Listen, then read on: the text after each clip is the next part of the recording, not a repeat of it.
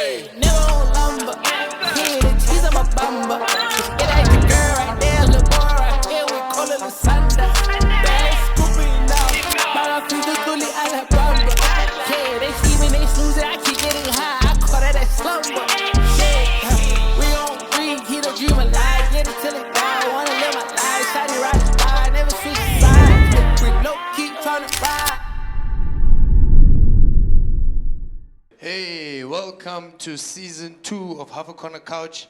I am the ghost of Tsitsi Chiumya, and it seems like every season I'm doing a episode as a ghost. Last season it was with the photographers, and today I've moved up. I have made it now. As ghost lady, yeah. You know, I'm with the directors now. I'm with the people that shape our stories. I'm with the people that shape what we see. I'm joined by two handsome young men. Can I say young for both of you? Please. Yeah. Please. Young men here. I'm joined by a guy who's a film director, producer, screenwriter, and sometimes a superhero, Ted Magerman. How are you, sir? Good, thank you. How are you doing? I'm good. It's weird talking to a ghost. Well, I'm right here. You know, don't make people feel like I don't exist. It's like God's voice. Yeah. So and I'm joined also by Themba, Mfebe, right? I'm saying that right. Who's a film director, film producer, nice guy, and a lover, right? Yeah. So for anybody out there who doesn't know who you guys are, just who was looking at this TV and saying, "Who are these two handsome young men?" What would you say to them? Let's start with you, Ted. Highly ambitious. Aye. Sometimes come across as arrogant, but it's just in my confidence and ability to do anything and everything that I set my mind to. So, you know, I tend to keep to myself, which makes me also look like I don't want to mingle with anyone, but I struggle with approaching energies. But I do absorb energies very well, so please do, to an extent, come and say hi. Yeah. Yeah. Cool. It feels like a disclaimer for us. But thank you for that. And you, man with the beautiful hair. I think the simplest way to describe myself is I'm an African storyteller, and if the budget is right, you can catch me. I love it. And I'm also like, you know, I'm also like, and I think we can have this conversation from a layman's term, right? So anybody watching this is in my position, and this is why I think these episodes matter, is that I'm somebody who doesn't know these things, that's trying to know these things, that's asking real professionals that are in the thing. As like for you, Ted, now you're saying, does your character like in somehow affect the kind of work that you do? Like obviously the way you gave it as a disclaimer, that there must be something there that is very authentic about the way you present yourself to people. So what I want to ask is that, especially for you, since you disclaimed your character, and I think it's something that's authentic to you, has that in some way, how does that affect your work personally? And I think it's something that you can only answer for us. I mean, it's a win and lose, because a lot of people think I'm unapproachable with regards to collaborating, but I very much am. You know, I believe so much in collaborating with other artists, other filmmakers. I love feeding off of that energy, but I do stand firm in what I believe to be a final product built in my idea, because it came from a source that I trust. You know what I'm saying? So I protect it as much as I can, as well as in how I protect my energy, you know? It'll come across as arrogant, where I defend my concepts to a T, which will then feel like I'm difficult to work with. I too am expensive, so a lot of the times clients run away, you know what I mean? But I hope we do get to talk about why is that in this country. And that's another reason why you get the mean mug instead of the smiling, welcoming Ted. Yeah, I think we have to talk about like how you set your price and how it's accepted in the industry, because you guys are essentially, I think that it's the most important thing, especially like because you guys are essentially people who are creating what's going to be the reference of history in the future, right? If you think about times where you were not alive, most of the literature is gone or it's so inaccessible for you. The best thing to do is to watch a film and try and learn whatever it is that you're learning from it. And for you, like Themba, is that a thing for you? Like, do you have to kind of have this character balance, or do you just wing it out, or is there a certain type of approach character-wise that you take into these things? I think definitely, as much as we're writers and producers as well, but speaking as directors, like it's a very niche type of title, you know. So most people, like when they come to set, they always want to be the director because they just see them sitting on the chair and like, you know, calling the shots and then everyone doing whatever they say. But it's not that easy. And in terms of, I like the fact that you raised the fact about character and personality. I don't think anyone can be a director. Like, as opposed, if we had to push the technical and the artistic side away from it, you need to be a leader. And not everyone is born a leader, you know. It's people management. You also are the face, not just of the vision, but of the entire project, you know. So you have to be a people person, not a people pleaser. And you need to know when you're gonna win your battles and lose your battles. Yeah. So I know some very talented people who are also my peers, who are my peers. And when it comes to directing, they often don't crack it because you need to have the personality for it, you know? Sometimes things go wrong on set, and it's not even your fault. But you have to be the one to take the responsibility for that, to protect the entire project. So, yeah, you need character, you need personality. It's not for everyone. You need tough skin. You need to take criticism and not sulk about it.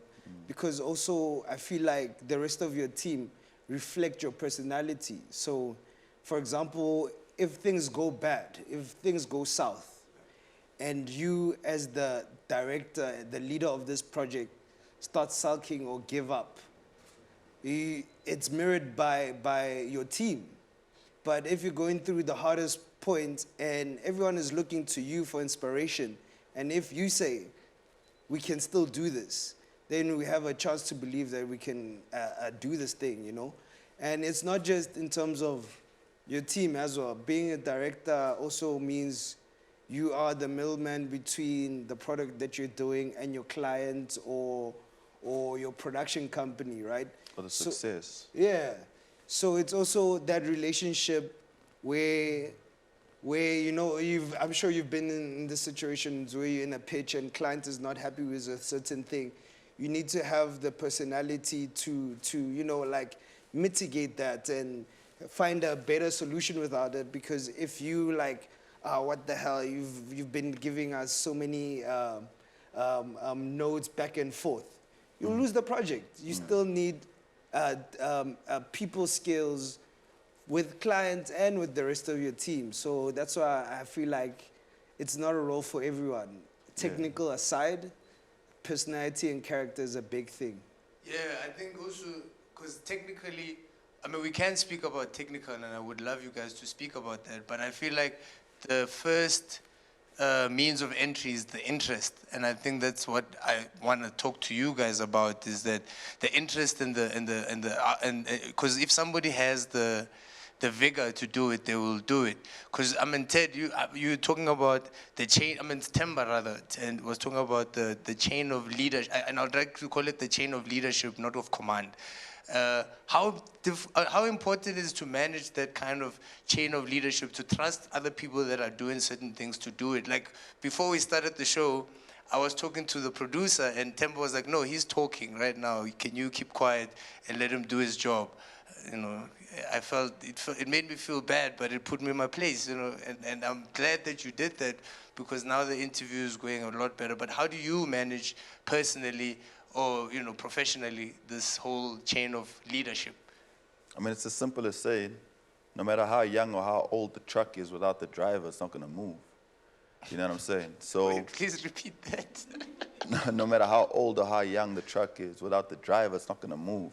In our industry especially, you know, you deal with departments that can vary. For example, you can have a makeup department that is and had experience of 20 years, and then you can have a lighting department that has an experience of 2 years, and you are equally in charge of that department as a director.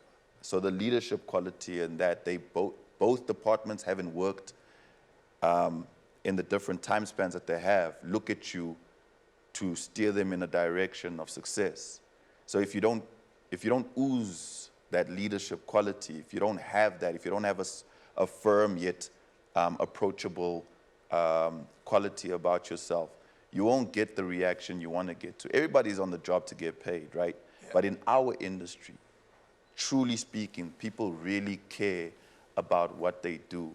People really want to be the best at what they do because the product gets seen by so many eyes you will never touch, eyes you will never be able to have a conversation with. Those people get to see who you are.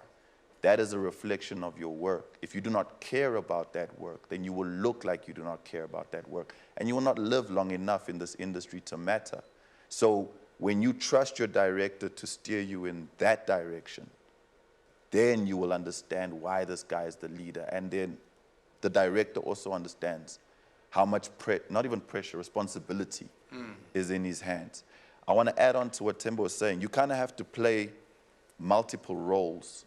You know, you got to be the good guy and the bad guy with both your client, producers, staff, HODs, you know, all up until your runner. You got to be the good and the bad guy. You're too much of a bad guy, you crush the guy fumbles, the whole production loses a day. You're too nice with the guy, he's comfortable. You know what I'm saying? So you have to be able to balance. And on top of balancing that, you have a whole production that is relying on you to be a leader. You got to go home and prep for the next day of production. It could be an entirely different scene. You could have gone from a sad scene today to a party tomorrow. You have to lead that. The emotional baggage that it takes to be a director is not for everyone. It's not just, hey, I want this shot. Technical aside, once again, also, knowing what you want as a director, you don't have to be technically poised. You understand? Yeah. You know who can do it because you've watched and researched enough. If I feel like my DP is able to do this job on this task, as opposed to a DP I worked with last time, it's my decision to make. It's no beef. I understand what I want, and that's also another thing that attains to leadership. Yeah, you have to be hella decisive as a director. Exactly. If you can't make a decision, you lose your team. And the final product, at the end of the day, your name is on that, whether it's a gold or whether it's not. You know what I mean? And you're the only one that gets to answer. Yeah, because if things go south, they're like, yeah, it was the director. But if it's a success, yo, the actors are amazing, the writing was amazing, you know, so yeah. So do you feel like you carry that kind of, you carry the most pressure on set? Yeah. Not only on set. Just even outside. From the inception. And for your next job. Because if I do a bad job because, you know, it was even out of my control, we're losing time, and I decide to cover a scene with one shot, and then the rest of the world sees that one shot, the clients are going to be like, yo, Themba's whack. They know, there's no subtitles on the final product saying, no, they only started rolling at the end of the day, the makeup team were late, the actor was sick. All of that responsibility lies onto you. So you, as a director, it's one of the few things where it's exactly, you're only as good as your last job. Yeah. So I know if I do a missed turnover here, that's why I was talking about the responsibility thing. And also, like, I think sometimes you can never shy away from the responsibility, you know? Like, just that situation that I described of shooting that scene in one shot, it didn't work. It wasn't my fault. But if I shy away from saying it was me, it was not my responsibility, you seem weaker. Yeah, that's poor leadership. Yeah. But at the same time, somebody needs to be held accountable, and then you see you go from good guy to bad guy. And it's not just on sets, you know. Everybody that's here came from the inception of the concept. Yeah. So they rely on a job because of the concept that you were able to sell to client. You know, and once you've sold it to client, now you've got to get your shots in order, so you've got to get your locations. So you're doing pre-production. You don't get to sit at home and watch everything happen, and then you just show up on set, and boom, bam, we're working. I think it's also the perception, especially because of how we are introduced to directors in movies and stuff like that. It's always a guy sitting on a chair saying, "Hey, when I'm on, the explosion is coming. Run like this," and that's what you think it is. And now that you're explaining it, and I'm sure somebody out there who doesn't know all these things is looking But at that's it. why the education of film is so important. And I don't mean to educate other filmmakers. I mean to educate the viewers, right? Let the viewer understand how much goes into a product so that they can decide if they want to be a fan of this product. You know what I'm saying? For so many years, I won't mention names, there was a GOAT series on TV until somebody got it introduced to the outside. And then they were like, oh, shoot, we can actually show viewers trees and skies. And then that show died. Yeah, leaving studios. Leaving studio. Like it's into crazy the whole how time, it takes so long for somebody to come about and have, excuse my French, the balls to introduce something new, right? Now, sex is a big thing, and now we're stuck on that. And 90% I'm gonna speak for myself. I'm just trying to figure out, how did the storytelling element leave the room and the trend become film? You know what I mean? Like, why are we not educating our viewers that there are a broader aspect of filmmaking skills so that they can appreciate when, bro, I'm in an industry where I've won 7 Best Music Video Awards and have never had my name mentioned by the award company. Oh yeah, you did the Ingwe music video. I did so many. I did Sete. I did a lot. Oh, you did Sete? Yeah, but you understand, it's because my name is not breathed, and we got to change the aspect so that you guys can understand that this is not just the segment. This is royalty sitting up on the stage. Ooh. And I just want to jump in over there, right? I think, like, in terms of educating our audience to be ready for us, I feel like there's also this thing where South Africa, we're not living under a rock. We're exposed to Western media, the rest of the world. Like, we're big consumers of like, Western media, movies, Hollywood. We chow Bollywood, even Brazilian stuff. Like, South Africa's, like, I think number 3 most, like, people who watch telenovelas the most, you know? So I think sometimes when we come to South Africa, we are speaking to the same audience who watch this, but once they see something South African, sometimes they look down on it as if, like, you're not allowed to do what the international guys are doing. But in the same breath, we get criticized, why can't you do what the international guys are doing, right? For example, like something simple as, like, you know, like letterboxing it so that it's super stretched out, right? As soon as you put it there and put a South African story on it, they're like, no, this is too foreign. But then you ask your client, you keep buying content from America, which has that, you know, stretched out letterbox style, you know? Even like with music videos, like if you had to make a music video that had to move away from the all-white Zimbali pool party and you had to give it a story, they're like, why, you know? And so I'm the guy that actually came in with that. Yeah. Shooting stories, Yeah, like, I love that. Like, one of the stories, the project I'm working on right now, it's called Adulting. And we got the opportunity. Yeah. So we got the opportunity to, like, break lots of storytelling conventions, you know, because South Africa is used to steady shots, you know, like 16 by 9. Even handheld is blasphemy. And we got to like break the rules with Dutch tilts and, you know, like negative framing and like, you know, jibbing up and down for emotion, getting elements from music video, that experimental feel, which was a big risk. But our audience enjoyed it because they have been watching shows like, you know, like your Euphorias and your Atlantas. So we're speaking to the same audience. So why are we not allowed to, you know, like go onto those territories of breaking ground the same way? Yeah. Do you think that making the audience understand is the last piece of the puzzle, or is it a lot more? Because also the pressure is on you. So how important is it for you to choose the right kind of people, and how accessible are the right kind of people for you to work on a job? I'll leave this question to the both of you. Repeat that question. So, because there's so much pressure on you, right? You are the one that has to make the decisions, but you also have a vision that is beyond maybe what conventional people want to do. Yeah. How difficult and how important is it for you to find the right kind of people to work towards that direction with the same kind of, what would I call them, problems or obstacles to get to the vision that you're thinking about?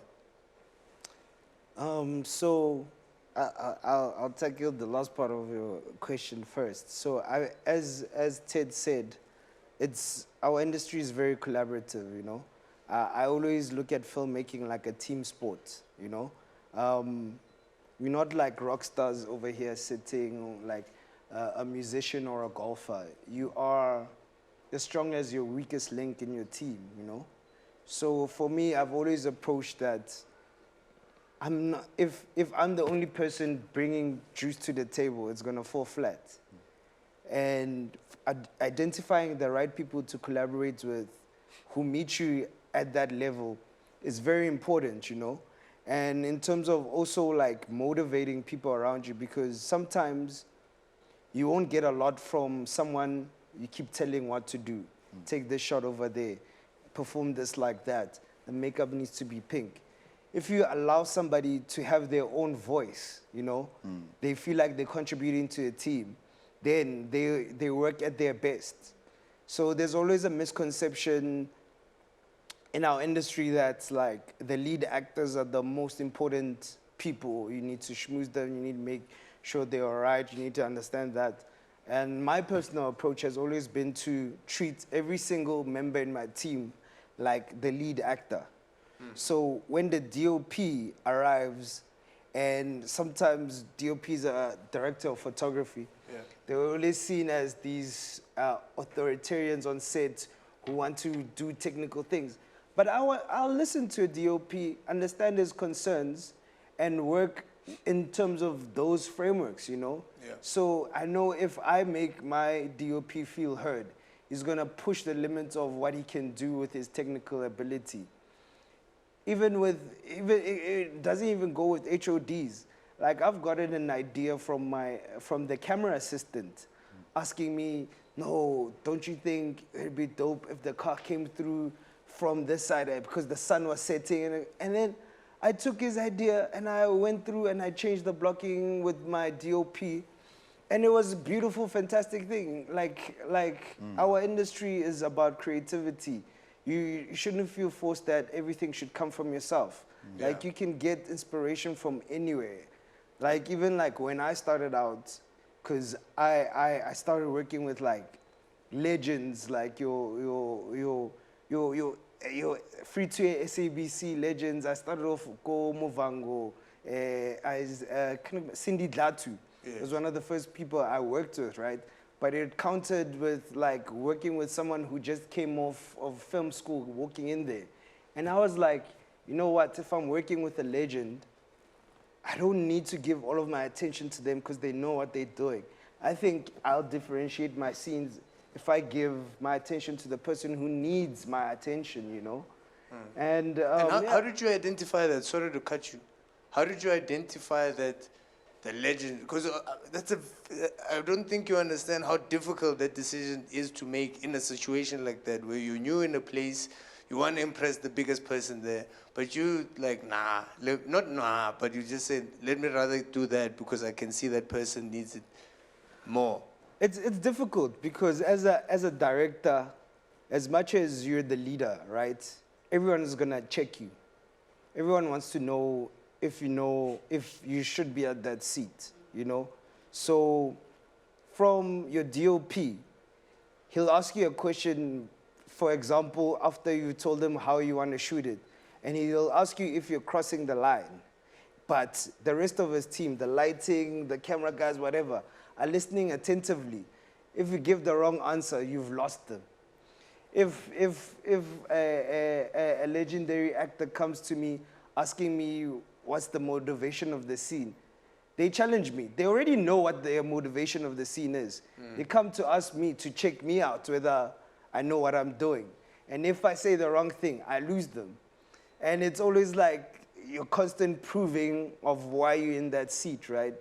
So I think it also, as much as you have to embrace that challenge, because everyone wants to know we're working with someone dope and we're gonna do something great together. But it also needs some humility, you know? I can't arrive being a relatively unknown or unknown, and everyone is picked. We've got the best lighting guy. I can't arrive and be like, yo, this yellow light is horrible, you know? Like, I need to understand why he motivated the yellow lights. I can't come through to Ma Orange, one of my first Mzansi films. I worked with Ma Orange. When he stepped onto set, the whole crew from the cast to the caterers were trembling at his sight. Then when he sat with me to like read lines, he was waiting for me to lead him. And it comes with humility and trust, you know. You need to trust the people you work with, or they know what they're doing. So if I sat around with my orange and then he comes through with his, you know, his totita, with his textures and whatever, and I come through and I try to stop him, which is, in hindsight, like stopping the magic of that scene, I lose out, you know, and I lose him because the next time he's not going to try bring more. But also when I see my orange there doing his thing, you know, like, watella, and then I see like a newer actor maybe afraid to express the way they are because they don't think they are of the name to do that. Yeah. I need to identify that and engage with that. So I think it also goes back to the personality thing, right? So I think I'm an empath, and I feel people's emotions. I feel people's like worries. So I can sense in a room when someone is uncomfortable, and I need to be there, play the good guy, right? Be the father of the set, and try and nurture and push that. But sometimes, you know, like actor, they know better than you. Then I have to be the bad guy because now it's happening in front of everyone. Yeah. And I have to say, no, this is the way it has to go. Because if I've gotten all of if I've gathered all of the trust from my team after they have tried to check me in terms of technical, and then the artist comes here and then is like, for example, my character wouldn't sit in the middle chair, he should sit in the head chair, and then I have to change all of that. I lose the rest of my team too, you know? So it's like, okay, why would your character sit there? But if, for me, in my vision, because my job is based on my vision, because like if that character doesn't sit where I sit, and in the story, client said this person doesn't sit in the head of the table because he's disempowered. Now giving empowerment. Yeah. The actor, after the show has TX'd, they have no repercussions. I'm the last person to be asked, why did he do that? Yeah. Why? It's not the vision you gave us. Yeah. So then that's why I'm like, you're only as good as your last job. So you need to be super decisive, you know? And So I'll go back to Ted, right? Like, what would it take for me? What would I have? Well, how would I have to be to work with you? Because I can imagine, in music videos, I don't know this, but I can imagine there's a lot more. So I just want to touch on Sure, the sure. question that you asked him. I mean, You guys. it also varies, right? So with me, I'm a director that I know what I want from the time I wrote the scene, right? Which would be either 2 years ago or a week ago. And then what happens next is then I have conversations with the cast members, whether it be legendary cast members.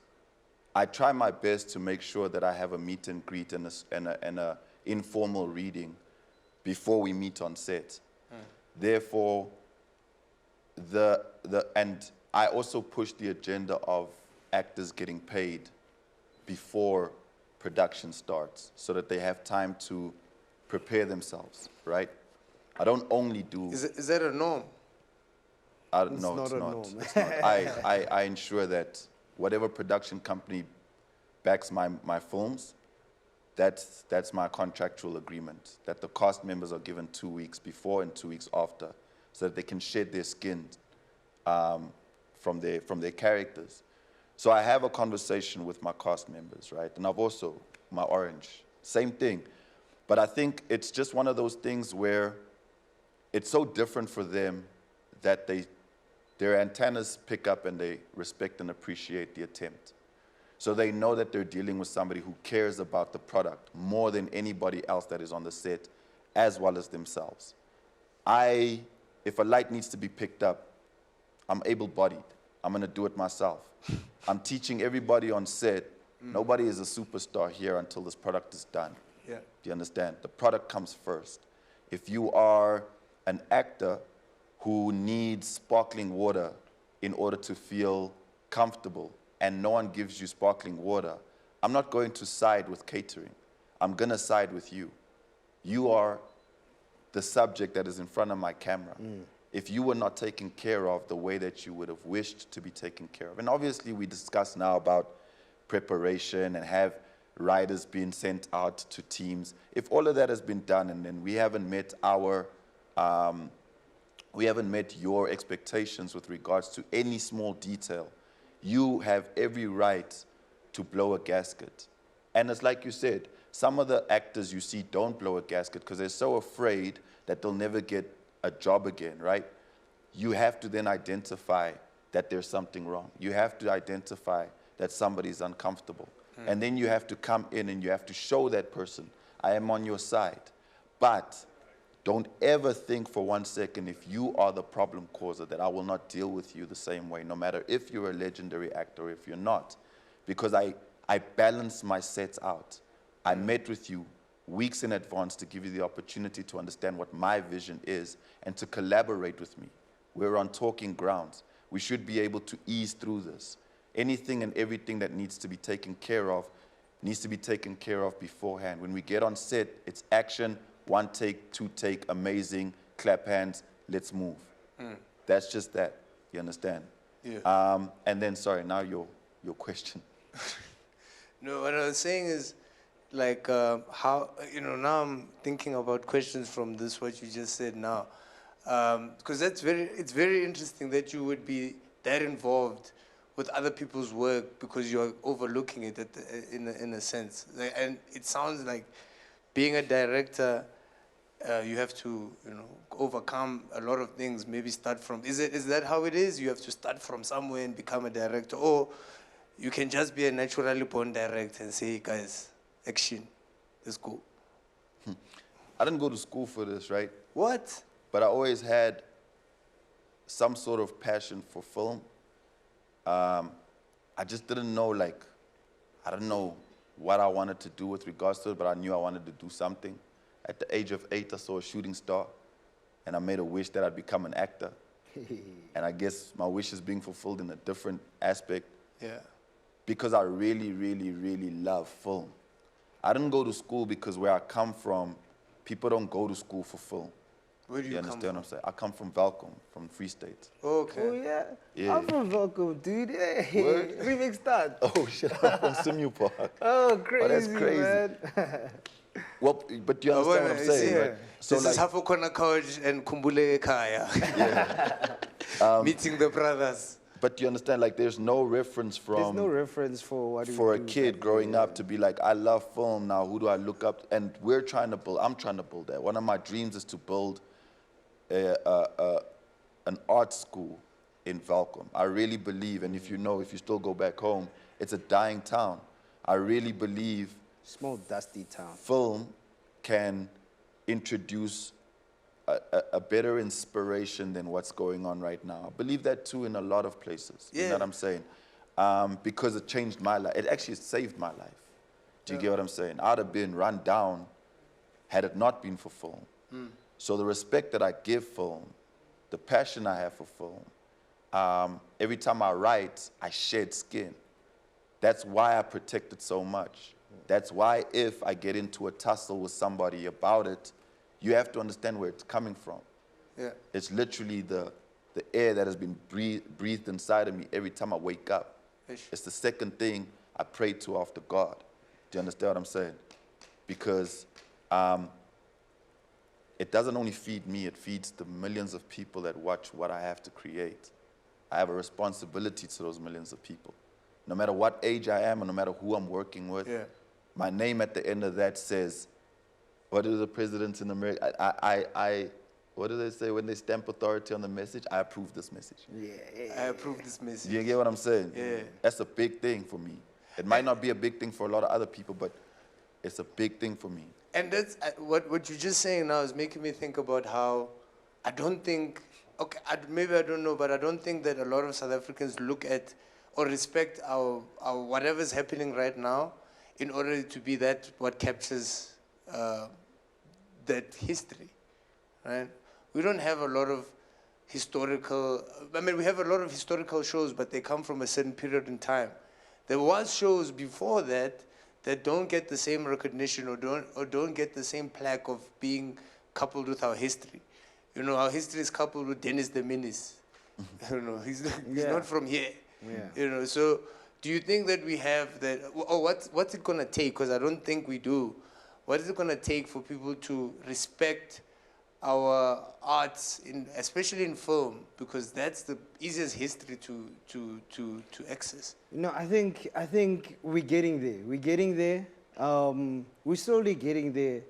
For me, because you're in music videos a lot as well, I feel like the music guys are a little bit ahead of us because they're starting to own their masters. And South Africa is a vibe now. Like, the African story is a global story now. Like, the West are done regurgitating the same story over and over and over. And content, everyone is looking for content from Africa, you know? I'm a piano to the world. And I love it because seeing our fellow artists pushing there, it means we're also gonna get there, you know? Even like the big streamers are investing in our local content now. Showmax, your Netflixes, your Amazon Primes. And I think it's just a matter of time where we see we actually have the source. So we don't have to feel like insecure about it. Our time is coming. We just have to be patient with it. And within that, we need to also be responsible with that. What's that? No one man can have so much power. You've got all these streamers, right? That means the whole world is watching, right? Which means more of an investment can come in once they see how much the world is enjoying what South Africa has to offer in full. Hence, Amapiano now is becoming, and if we don't protect Amapiano, it's going to get stripped from us, right? So with film, we have a responsibility to make sure that we key in every single factor, every single corner, right? You don't have to be a 10 out of 10 director, but you have to be a damn good director. You have to tell damn good stories. You have to shoot it in a way that is appealing and appeasing to the eye. Your story has to keep people coming back. Your soundtrack has to make people want to go and download whatever music or whatever scoring that came from. That is how you now put yourself as a top 5 filmmaker in the world and not just in Africa or in South Africa. That's what I'm trying to get to. I'm trying to tussle with Christopher Nolan.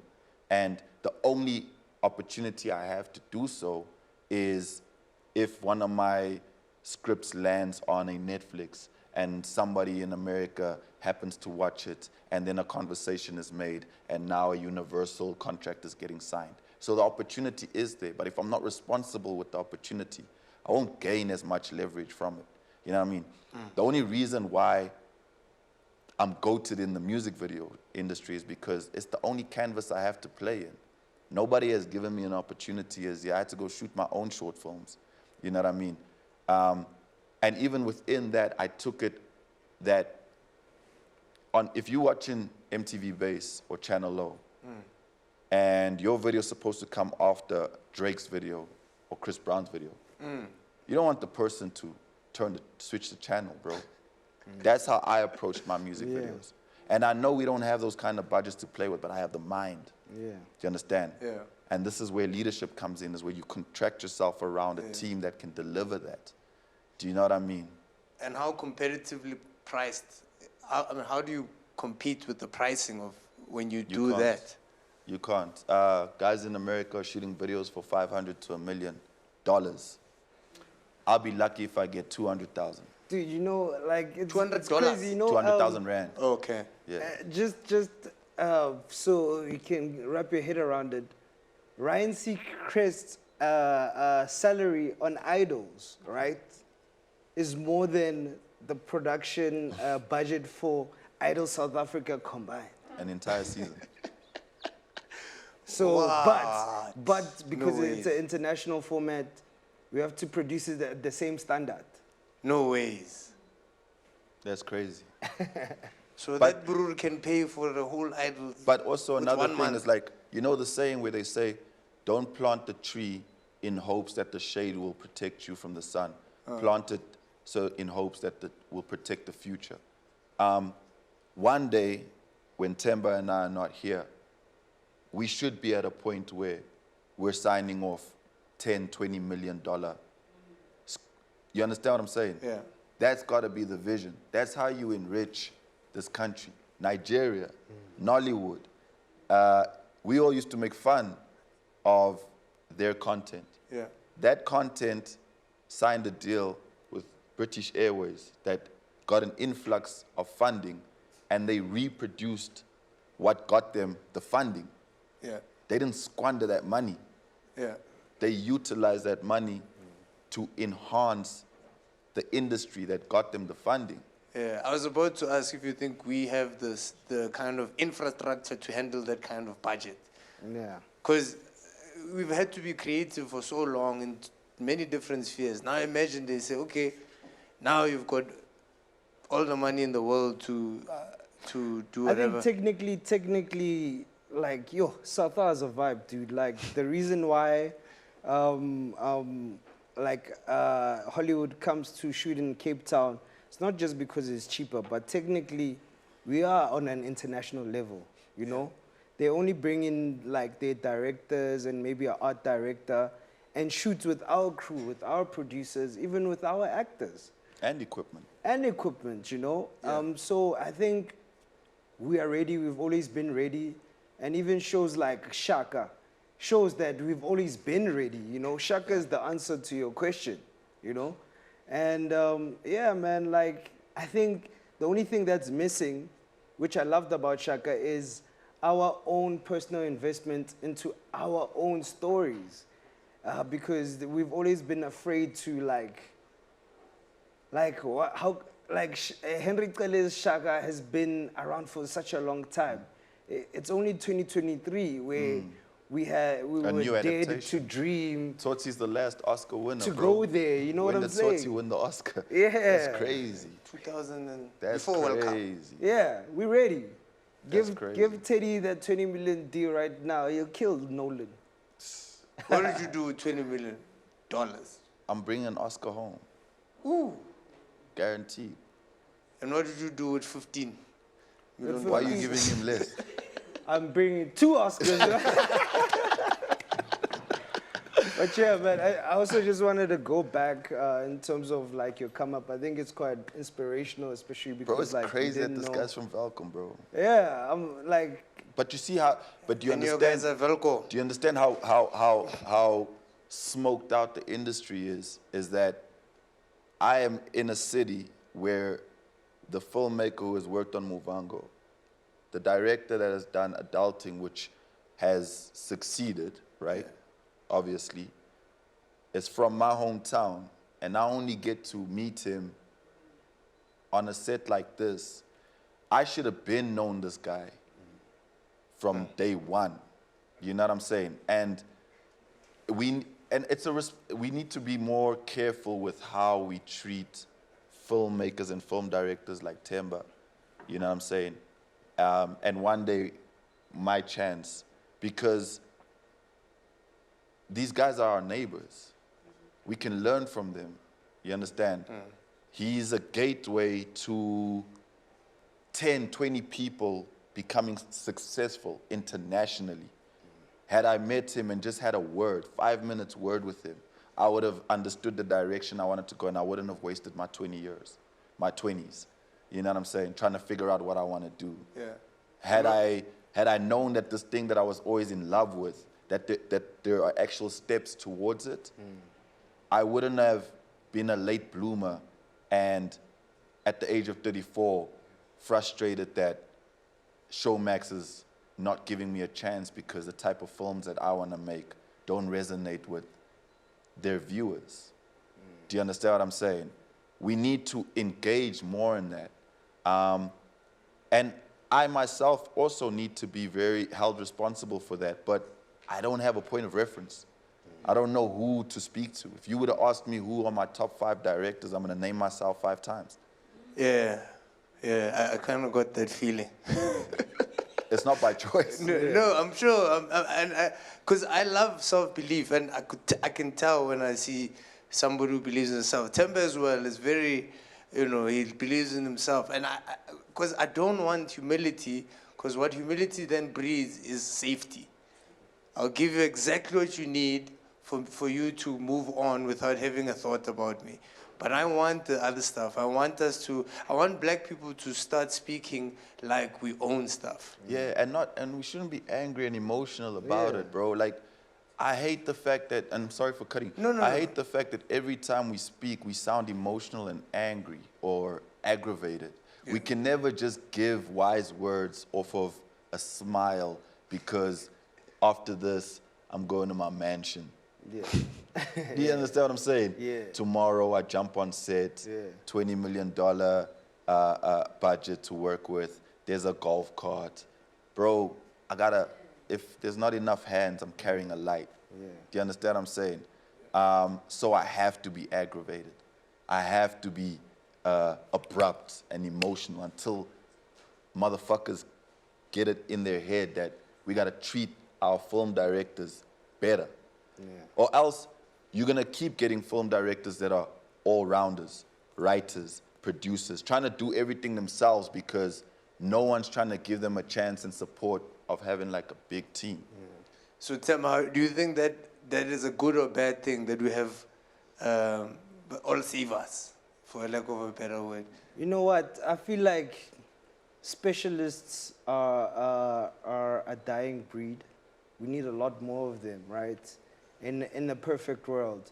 But with the 4th industrial revolution and AI already coming over here, you need to make yourself even more valuable,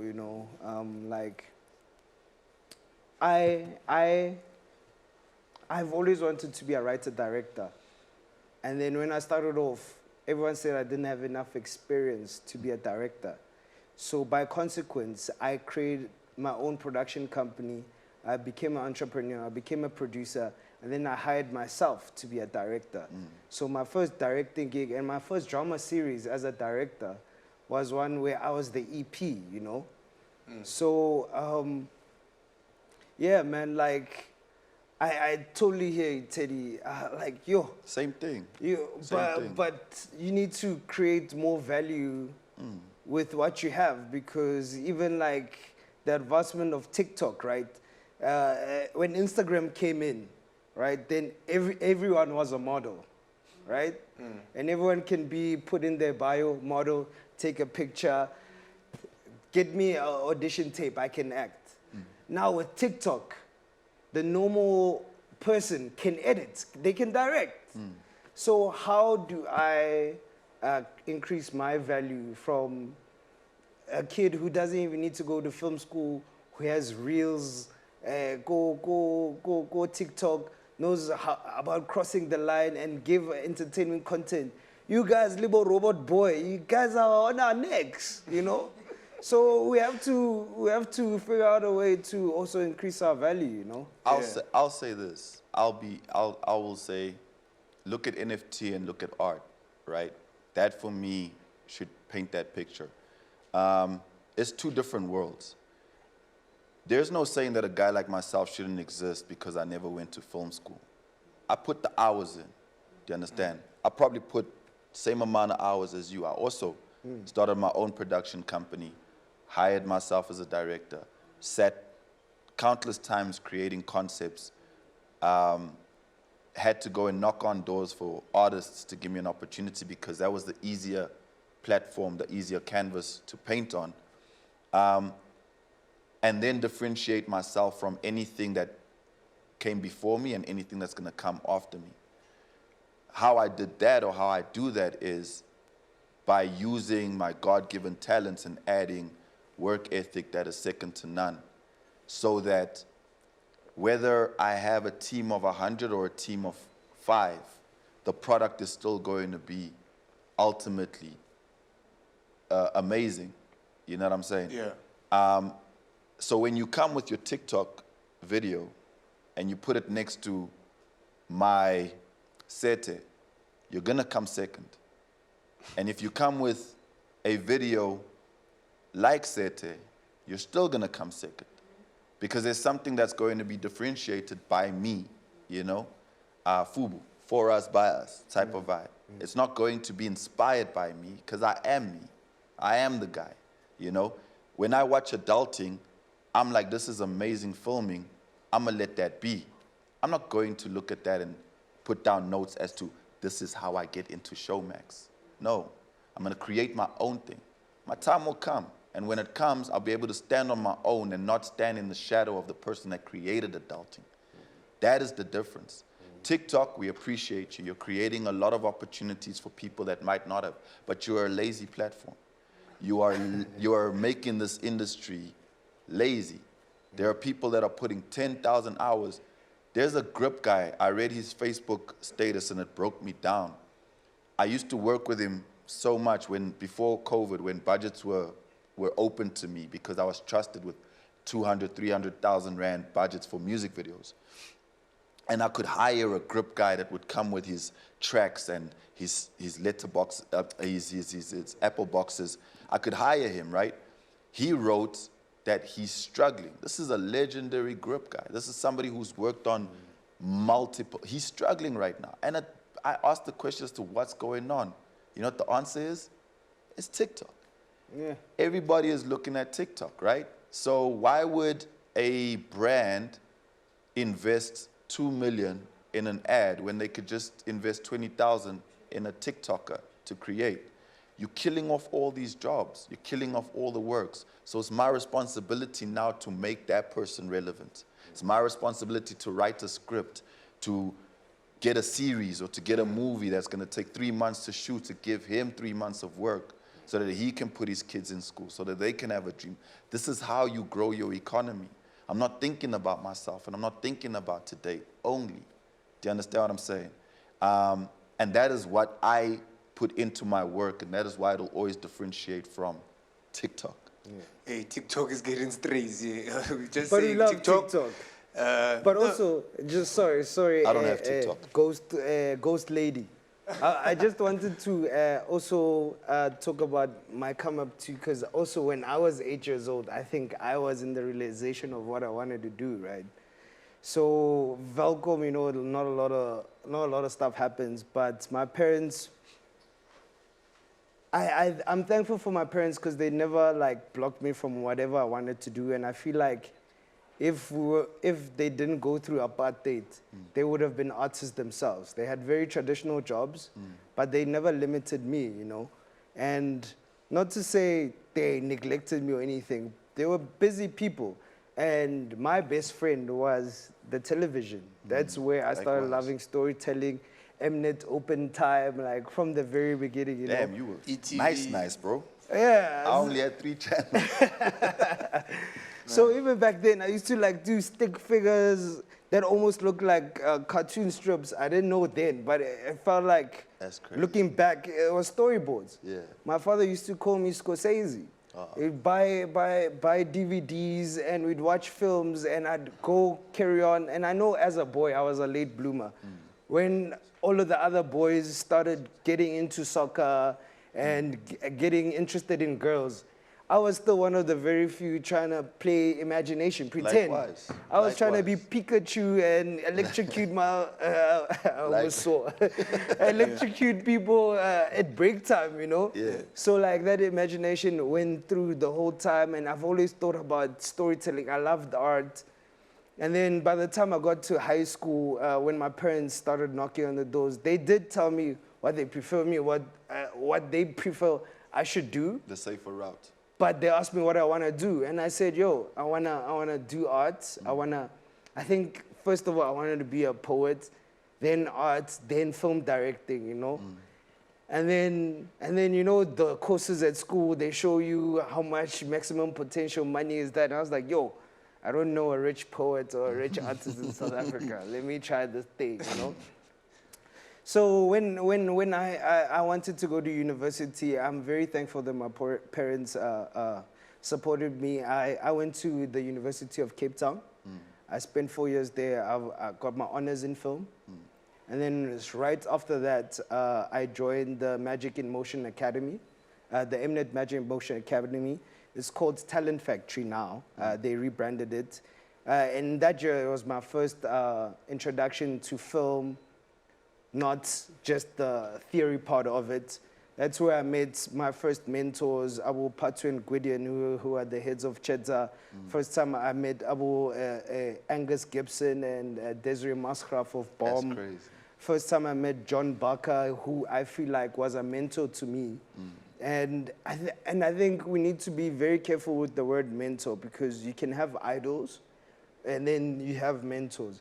I feel like idols is people you can always look up to for inspiration, but a mentor is someone who's invested in you doing well, you know? Yeah. So that's why I feel like John Barker and Patu Makorela are mentors to me, because when I try to, you know, like go out and direct, I would shadow John.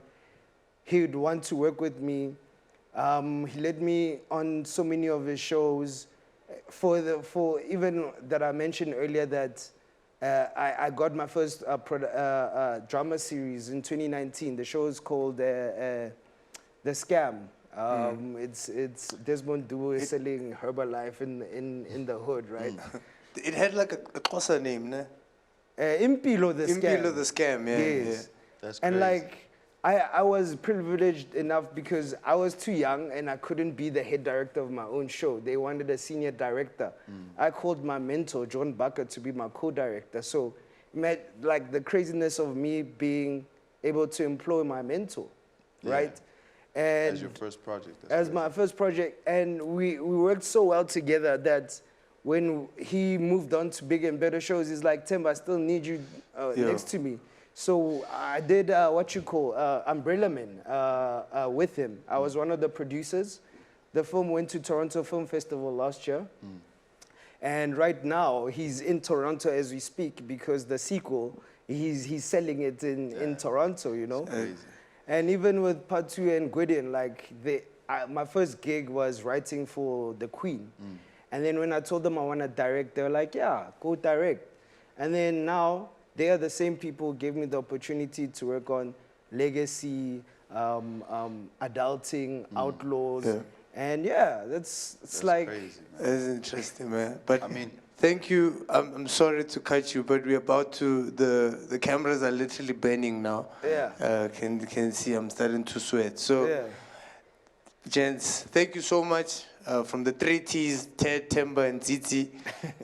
This has been the Director's Talk. Thank you for all the game that you've given me, and I applaud you guys, and we are proud to have people like you. You don't have to be from Velcom to take a story from you guys, and to say that I really mess with you guys. Thank you so much. And everybody watching at home, you can follow them on their social media handles, and just follow the beautiful work that they do. Actually, follow the work. Don't follow the social media. Follow the work. And that's Tsitsi Chiumya as a ghost, and I'm out. Bye. I never switch sides. We low keep trying to ride.